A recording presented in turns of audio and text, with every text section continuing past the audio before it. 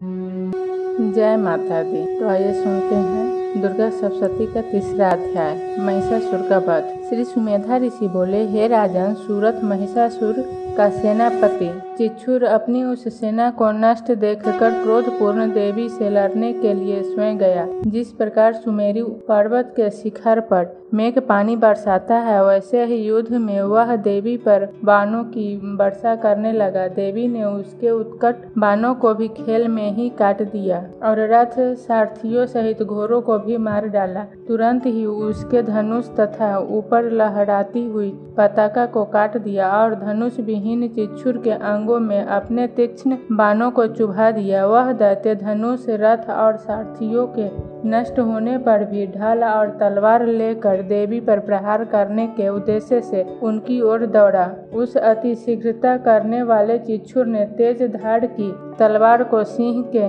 सिर पर मारा और तुरंत ही देवी के बाएं हाथ पर भी मारा। हे राजन, उसकी वह तलवार देवी की भुजा में टकराते ही टुकड़े टुकड़े हो गई। उसके बाद क्रोध से लाल लाल आंखें कर उसने त्रिशूल उठाया। उस महायोद्धा दैत्य ने तेज से जलते हुए सूर्य के समान तेज वाले त्रिशूल को आकाश से देवी पर छोड़ा। देवी ने चिच्छुर दैत्य द्वारा फेंके गए त्रिशूल को अपनी ओर आता देखकर उसे रोकने के लिए अपना त्रिशूल उस ओर फेंका। देवी के त्रिशूल से न केवल चिच्छुर दैत्य के त्रिशूल के टुकड़े टुकड़े हो गए, वरन स्वयं उस राक्षस चिच्छुर के शरीर के भी टुकड़े टुकड़े हो गए। महिषासुर के उस महापराक्रमी सेनापति के मर जाने पर देवताओं को दुख देने वाला चामर नामक असुर हाथी पर सवार होकर आया। उसने भी अपनी शक्ति को देवी पर छोड़ा, परंतु देवी ने तुरंत ही अपने हुंकार रूपी शब्द से उस शक्ति को निस्तेज कर पृथ्वी पर गिरा दिया। चामर ने अपनी शक्ति को नष्ट और गिरी हुई देखकर क्रोध से देवी के ऊपर शूल फेंका। देवी ने उसे भी अपने बाणों से काट दिया।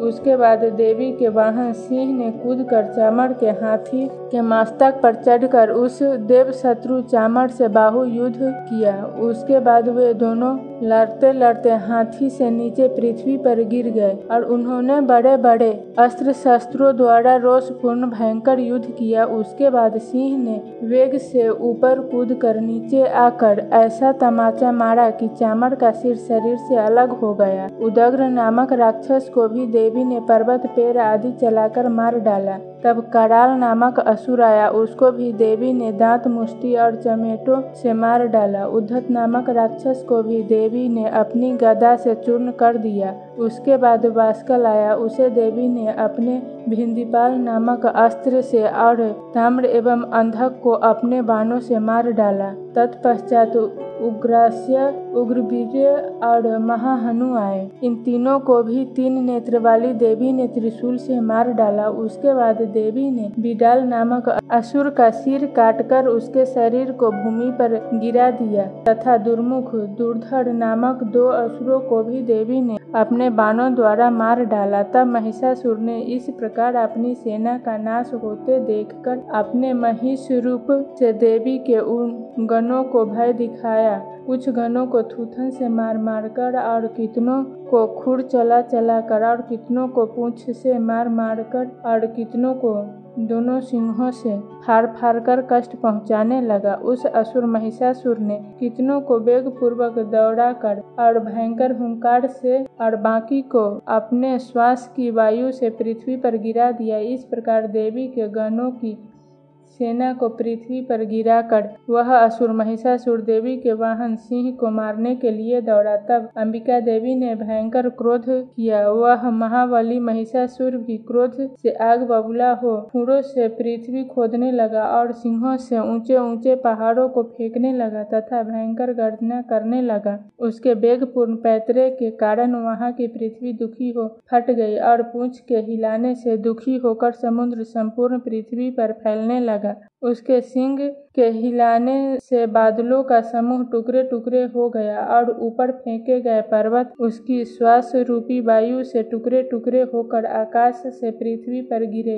इस प्रकार क्रोधाग्नि से जलते हुए महिषासुर को आते देखकर चंडिका देवी ने उसके वध के लिए क्रोध किया। देवी ने पास फेंककर उस महादैत्य महिषासुर को बांध लिया। उसने भी वहां अपना भैंस का रूप छोड़ दिया। तत्पश्चात तुरंत ही सिंह बन गया। जैसे ही जगदम्बा सिंह बने महिषासुर का सिर काटने को तैयार हुए, ऐसे ही महिषासुर का शरीर हाथ में खड्ग लिए पुरुष में बदल गया। अपने बल पराक्रम से मतवाला होकर महिषासुर भी घमंड से गर्जन करने लगा और पहाड़ों को सींग से उठा उठाकर देवी के ऊपर फेंकने लगा। वह देवी भी महिषासुर के फेंके गए पर्वतों को अपने बाणों से चूर चूर करती हुई मद के नशे से लाल लाल आंखें किए महिषासुर की तरफ बढ़ी। देवी बोली, रे मूर्ख, जब तक मैं मधुपान कर रही हूँ तब तक तुम जी भरकर गर्जन कर लो। इसके पश्चात मेरे हाथों तुम्हारी मृत्यु निश्चित है। तब तुम नहीं रहोगे और तुम्हारी जगह पर देवता गर्जन करेंगे। श्री सुमेधा ऋषि बोले, हे राजन, ऐसा कहकर तुरंत ही देवी कूदकर महिषासुर के ऊपर चढ़ गई और पैर से दबाकर उसके कंठ में एक त्रिशूल मारा।